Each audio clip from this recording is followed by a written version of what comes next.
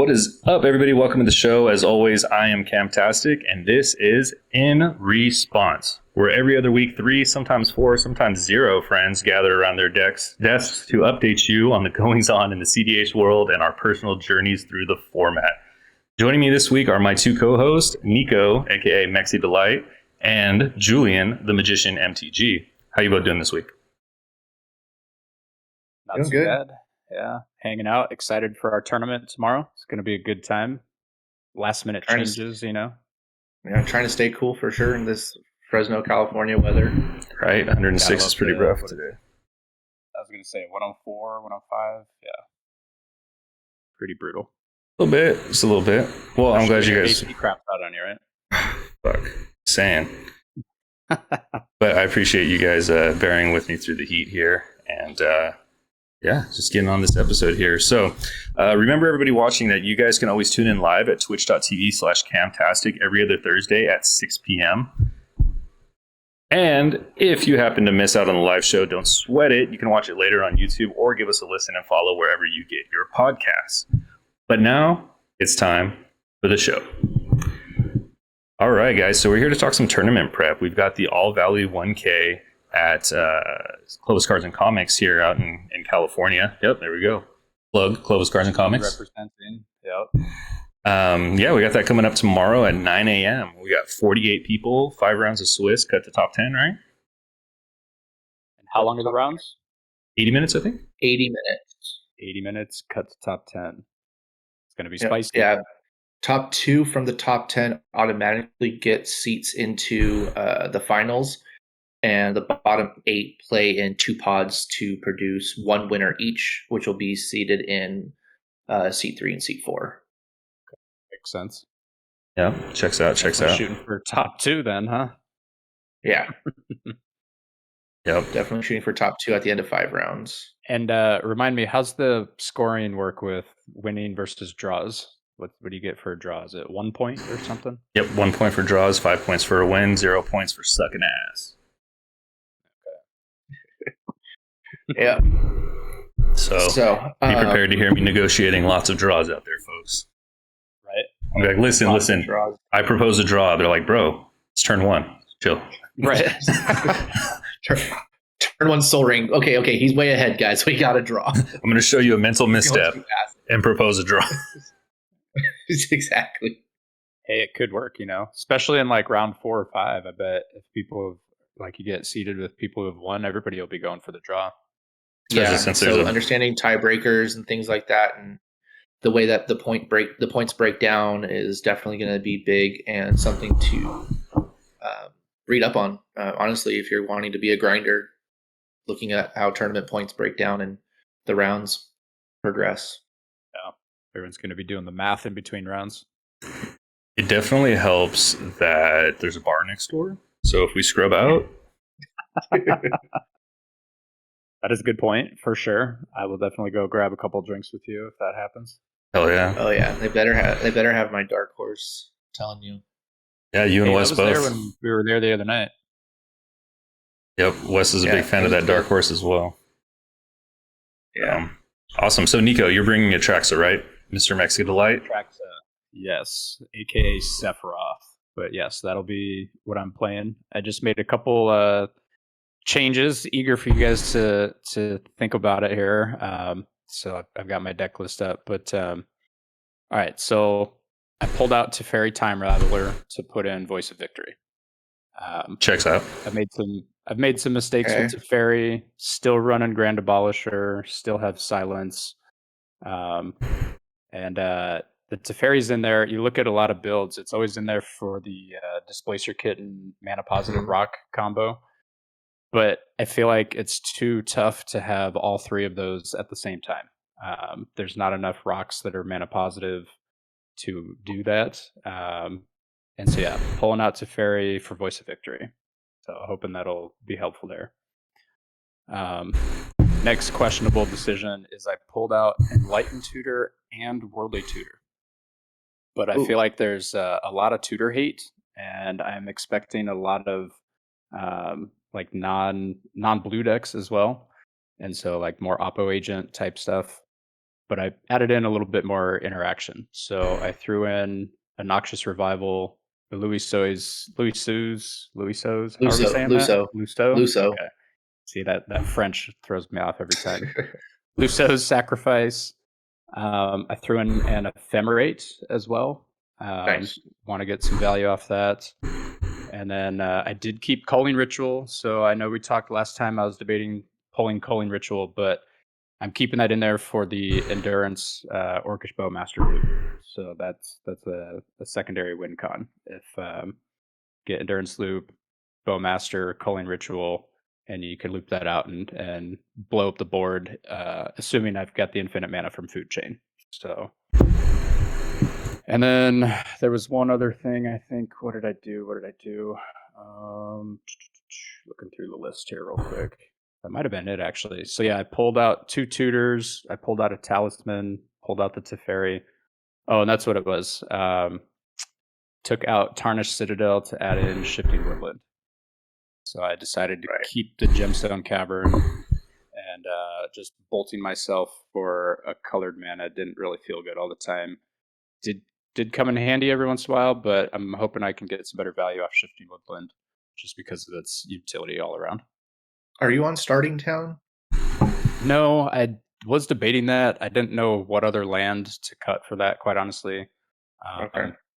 But that's on the debate list for sure. Okay. All right. Yeah. What do you guys think? I was gonna say I'm a little confused at the line that you said with the Bowmaster, the Culling Writ, and then you said with infinite Food Chain mana, because Food Chain doesn't cast the ritual. Right. So the concept here, and let's see if I can remember it off the top of my head. It requires Abrupt Decay as well, so it is a little bit more convoluted, but the idea is you have your just infinite Food Chain mana. You have your Bowmaster out with a bunch of rocks, so you get your Bowmaster trigger. Cast the Culling Ritual, blows everything up, and you have the Evoke of Endurance in response. And then with the Evoke ETB on the stack, Abrupt Decay Endurance, so that way it shuffles back with itself. And then because you have the infinite mana, you do the Atraxa thing, refill your hand with rocks, Endurance, Abrupt Decay, Culling Ritual. And so at that point you have infinite mana, you cast all your rocks again, you float the green to be able to cast Endurance again, and with every iteration, then you're pinging with Bowmaster. Okay. And then similarly, you can do that with Fairy Mastermind with infinite mana. Activating Mastermind to keep drawing. You draw, deal damage to everybody, and then use Endurance loops again to keep your hand fresh. I like it. Oh, yeah, I've not tried the Endurance loop thing yet. It's been in there. I haven't, been able to actually pull it off. So just kind of a new alternative that I think can get a little sneaky on people. I feel like people know the Teferi Displacer Kitten loop well enough that they just die on sight. People kill off Teferi and Abolisher effects all the time anyway. So Endurance is a little sneaky, and I've gotten lucky with Endurance stopping Thoracle wins a couple times recently too. So just kind of leaning a little bit more into that. Nice. It's a sneaky way to do it. Yeah, Endurance. You've got me on the Endurance train, that's for sure. Yeah, because I did it to one of you guys. I think we were playing recently, right? It was me. Yeah. No. So yeah, those are my changes. So I think that was 5 or 6 cards. There was some other things I was thinking about. I won't go into that right now, but I felt like 5-6 cards was plenty for with no practice this week actually, and then going into this tournament. So didn't want to throw myself off too much. Cool. What about you, Magician? I was just about to ask you. I just did 2. I had 2 little last minute changes. So I swapped out Elvish Spirit Guide for Chrome Mox. I was off of Chrome Mox for a couple, but I decided to put it back in because I'd rather have the mana to be able to turnover turn habit rather than burst it, because I'm not an Adnaz deck and I'm not a Turbo Tevesh deck. So having just a single piece of burst mana is, I think, not going to do me enough that a Chrome Mox could do, because I can utilize the Chrome Mox through a Seedborn Muse and dump it into Thrasios, or at least have it help with dumping into Thrasios. So, and then the other one was I dropped Sylvan Scrying, and I am on Limdul's Vault. Okay, yeah, that gets out of the tutor hate for sure. Yeah, it allows me to play around Oppo and play some politics, and I can set up whatever the 5 are that I'm gonna leave it at. I get to be able to put like maybe a win condition on the top, and then a counter spell second, and then I have to tell somebody like, hey, you're gonna need to let me draw 2 cards because I put a counter spell second from the bottom. Sure. And that way I can get to the card that's gonna win me the game with not having to lie and still revealing that I did draw the counter spell, but now I'm gonna use it for my own win. Yeah. Limdul's Vault, and I've never played it in C myself. I've played it in casual decks, but it can be super powerful depending on what your 5 cards are, and set you up for a different line that you maybe didn't think you could dig to or anything like that. Yeah, so and can being that good for sure. And being that Tevesh can draw me 2 to 3 cards if I'm sacrificing a Thrall or if I'm sacrificing a legendary, which would be Thrasios, I can draw 3 of the 5 that I put on top. Or I can use Thrasios to put a land into play and then do it again and then put the card in my hand. So, or seems like I good. said before, put a win condition in my hand and then the counter spell for the person going for their win. I hate not lying, man. I really hate not lying sometimes. So, question on that, Judge. I forget where I heard this recently, but I heard effectively that if you are caught lying with a tutor or similarly in a tournament and somebody can prove it, it's like the classic, oh, I'm in a demonic tutor. And then somebody's like, oh, what are you getting? And then, if you actually name a card, but then they somehow find out that you got a different card, that you can be DQ'd and or round loss for unsportsmanlike conduct or something like that. Is there any truth to that? I would say that is probably on an extreme case. You probably have to have a few, blemishes on your record for the day to get into a DQ area, because you don't want people lying and being scummy like that in your tournament. But as a judge, you can't. I don't think, at least, you can just DQ somebody because they lied. You just gotta know that person, hopefully for the rest of the day, or if they're in your local community, they're gonna have a scarlet letter for L for liar, and that's just how they are. And you don't have to play them. You don't have to sit down and play with them next time. Unless you're in a tournament, of course. How about a slight twist on the scenario? Same type of question, but if you're like actively tutoring and you're like, oh, I'm going to tutor and it's a reveal tutor, so like an enlightened tutor, and you're like, I'm going to get a Ristic Study pass turn, and then they start playing, and whether they draw or even play a land or whatever the next player, and then you change your tutor target. What about that one? Because you've actively declared what you would tutor for past turn. They've taken a game action or 2 or more, and then you change your tutor target. As long as I believe the way that it would work is that as long as the player still has the deck in their hands, they can legally change their mind. Whether or not they declared something or not, it then falls onto the table to say, hey, you guys let him pass the turn, and then you guys presented game actions, and now he was originally going to go for a Smothering Tithe, but then someone played a Narset, and now he's not going to get any value off that Smothering Tithe because everyone can only draw one card a turn. So now he's going to go get something else. He's going to go get a Mana Rock or something. So it's on the table because they proceeded through the game and the person was not finished completing their action. Okay. I mean, that's kind of what I thought, but wanted to throw it out since we need to give you your own judge's corner a couple minutes in our future podcasts, right? Yep.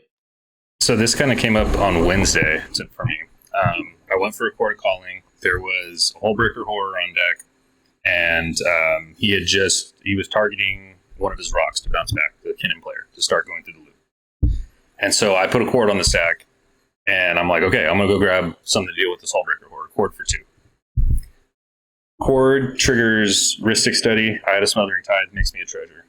As I'm searching through the deck, I'm like, oh shit, I have a Swift Reconfiguration in hand and a treasure.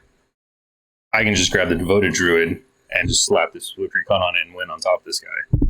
But I said I was going to go get something that would deal with the Hullbreaker Horror. So like I was even going through, I was like, fuck, dude, I could win here. But I'm not going to lie. And I just grabbed the damn Storm Drake, killed the Hullbreaker Horror, won the next turn. But still, I was just like, I had that thought to myself, like if this was the final round of the All Valley, what would I do? Like, it's like, fuck. I mean, I'm not going to ruin my reputation over that, but that's like the extreme scenario, you know, like you got, you know, the 1K on the line. Yep. So. In that kind of case, I don't think, you know, people are going to fault you for going for a win. Sure, you might catch some strays because you said you were doing one thing, but then went for another. But that's because you opened your big mouth and you were like, I'm going to get something that's going to deal with that. And then but I mean, they're then lightly salted, right? Yeah. One of them that I've seen somebody get really mad at was they were like, okay, I promise you I'm not going to win on this turn. I'm not going to win on this turn. And then they're like, Final Fortune. Hey, they're not lying. They're not. No, they're not. The turn they casted it is the turn that they're not winning on. You're not talking about the one that resolved after the spell went on the stack. Yeah, they were like, I'm not going for a win on this turn. I promise you, I'm not going for a win. It's pretty cheeky. And then did they win on their final turn? Yeah. Okay. On the next turn, the Final Fortune one. Yeah, exactly. So I give kudos to a person who plays like that. That's fun. Yeah, that's a good way to do it. Oh, yeah. I wouldn't have got salty over that. I'm like, fool me once. Yes. So what about you, Cam? What did you change out? So I took out Green Sun Zenith for, it's either going to be Springheart Nantuko or Luis's Sacrifice. And I put back in Will of the Mardu and took out the One Ring. Did you say Springheart Nantuko? Springheart Nantuko, 1 and a green. Whenever a land enters the battlefield, it's a creature. You make a 1/1 insect. You can bestow it onto another creature for 1 and a green. That creature gets +1/+1 and has, whenever a creature enters the battlefield, you can pay 1 and a green and copy that creature. Landfall. Whenever a land enters, you can pay the 2. Yeah. So walk me through that. How's that work for you? So you play it early. It gets you bodies out to get to the cradle count. You play it late. One time I put it on Innocuous and copied Innocuous. I don't know if I'll ever be doing that again because I went through my deck very, very, very quickly. But it's essentially you slap it on Spellseeker, slap it on a Gear Hulk, slap it on, something like that late game. But early game, it gets your bodies out. Because as we mentioned before, my deck's all about creature count. 4 creatures for Ilamok, 4 creatures for Emil, 5 creatures, 6 creatures for Abora. Like, it's all about getting to that 4 to 6 creature range. And from what I recall, you're pretty consistent on your land drops. I can be. Yeah, I can be. That was one of the reasons it got pulled out, was because I do play on like 2 or 3 lands quite often. What's your land count? 28. Off your head? 28. 28. And that's not including any MDFCs? No MDFCs in the deck. Oh, you have growing rights. Oh, yeah, I guess that is a MDFC. Does that count as an MDFC? I guess technically, yeah. Modal double-faced card. I suppose. Yeah, so I do play 1 MDFC. but no spell to lands that you can, choose. Like sink into super. Yeah. What about this new planet land? That's a new Gaia's Cradle. Tap one and tap it. You're like the 50th person that's asked me about it. When that came out, dude, my phone blew up. I was getting tagged in Discords. I think it's bad. I think it's real bad. It's so hard. I feel like it's so difficult to sorcery speed 12 power into it. Sure.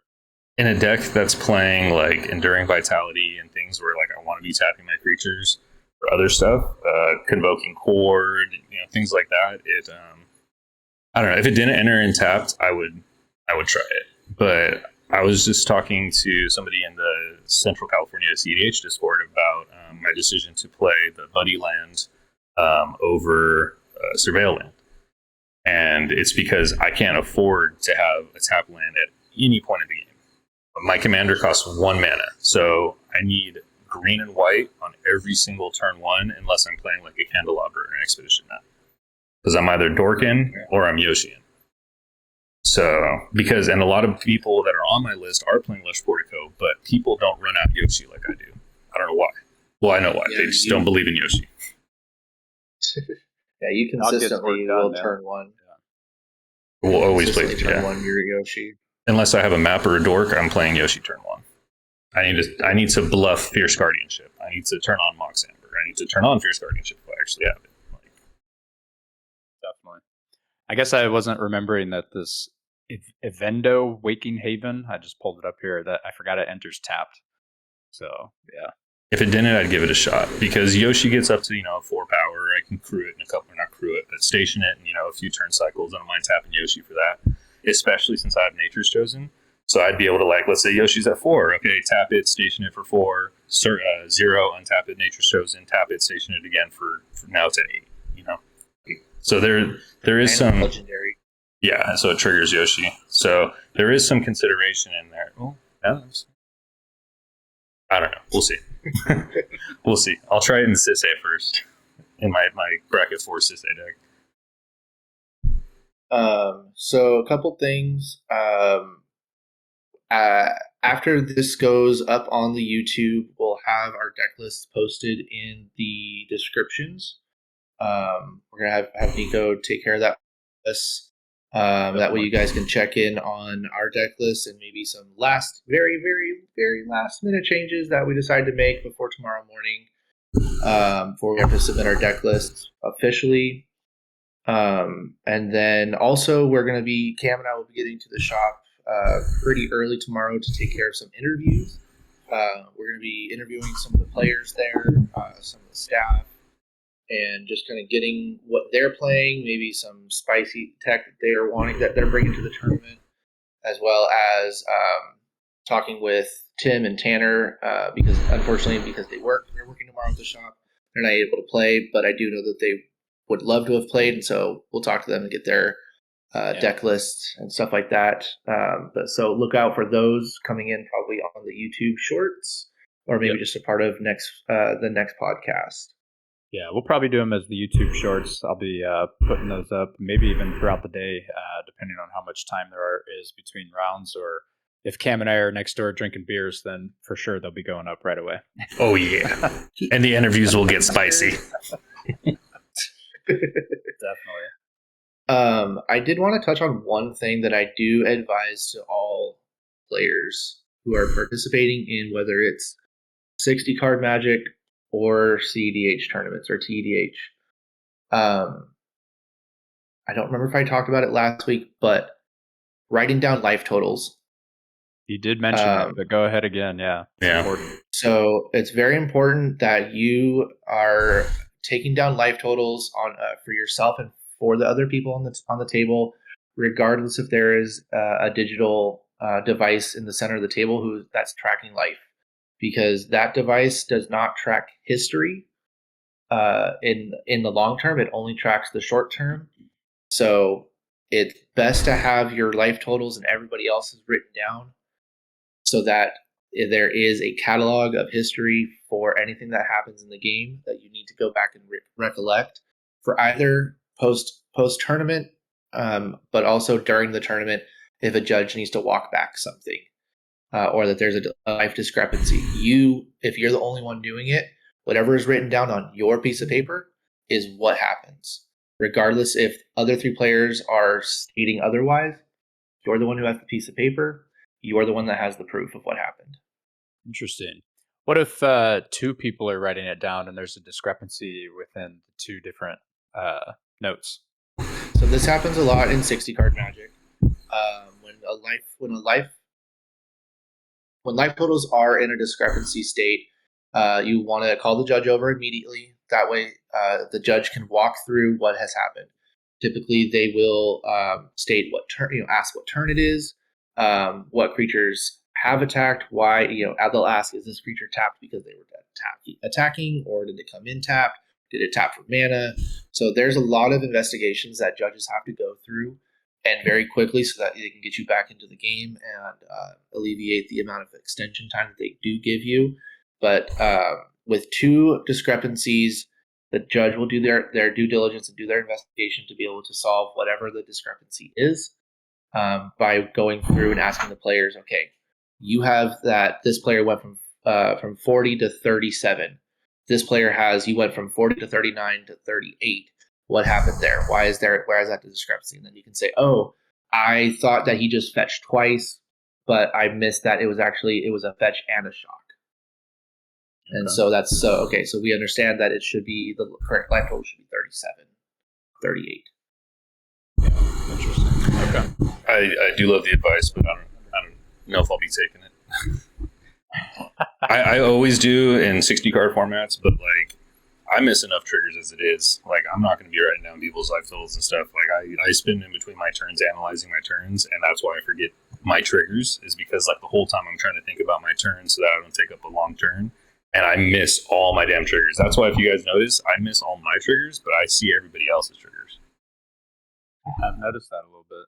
Yeah, and it's because like I get so into my head thinking about my turns because I'm so concerned about taking up too much time. Because like you guys have seen me analyze my turns. Sometimes I'll bring out paper and pen, something like, and so like I always am super concerned. Like I'm like, God, I hope I'm not holding people up, or God, I'm not like eating the clock and shit. But that's just me. I mean, I'm gonna try it, but we'll see how accurate I get with it, because I'm sure I'll forget to take some Lotho triggers or something like that. But I do like the advice, because that's happened to me a lot in 60 card Magic where there's been discrepancies, and because I forget triggers, it just happens. A lot of times you forget to mark down, even in cEDH especially, you forget, oh, I tapped that City of Brass. Or like, oh, I tapped that Mana Confluence last turn. Forgot to take that ping off. So it's definitely good advice, especially for tournaments. Cool. That's everything I got for us for this episode. You guys got anything else you wanted to discuss or bring up? Just a shout out to all of our fans and followers already. This our first episode last week has gotten a good number of views on both Spotify and YouTube. Shout out to my homies back in the Midwest who are following, and just appreciate the love and support already. Yeah, absolutely. You guys have come out in droves, and we really do appreciate it. The live stream is really well. It's doing really well. The podcast is doing well. The YouTube's doing well. We appreciate all the support from the Central California cEDH channel, the LA cEDH channel, the Cardboard Cookbook cEDH Discord, from the Dog Thrash Discord, everywhere. You guys have been coming out, and we really do appreciate it. And it's making this a lot of fun and giving us motivation to put out more content for you. And if you're at the tournament on Saturday, tomorrow, come by and find us. And we'll, if you're interested in talking about your deck or doing any type of deck techs or just want to chat or whatever, we'll be doing interviews and little 1 to 2 minute deck techs in between rounds and stuff. So if you want to get your voice out there and let people know why your deck is so awesome, come find us. Even if you just want to flex your foils, we'll be happy to let you do that as well. Absolutely, we're big fans of foil flexing. Yes. Julian, you got any last comments for anybody? I just want to say thank you to my friends and family who have supported me through this so far, and I know that you guys are going to keep doing it, and it means a lot that you guys are supporting me in this and supporting my friends. So appreciate you guys. Thank you so much. Absolutely exciting stuff coming, guys. I'm looking forward to all our content moving forward. Well, if you guys don't have anything else, I guess that is the show. So thanks to everyone who joined us here live tonight, like Gang Orca and Mexa Delight. Make sure that you guys tune in with us every other Thursday here at twitch.tv/KAHMTASTIC for the live show. Make sure you guys hit that like and follow button and turn on your notifications so you know when we do go live and do little impromptu bonus shows like this. And also, don't forget to like, comment, and subscribe on our YouTube and follow us wherever you get your podcasts. We appreciate all the support. Thank you all so much. And until next time, stay magical.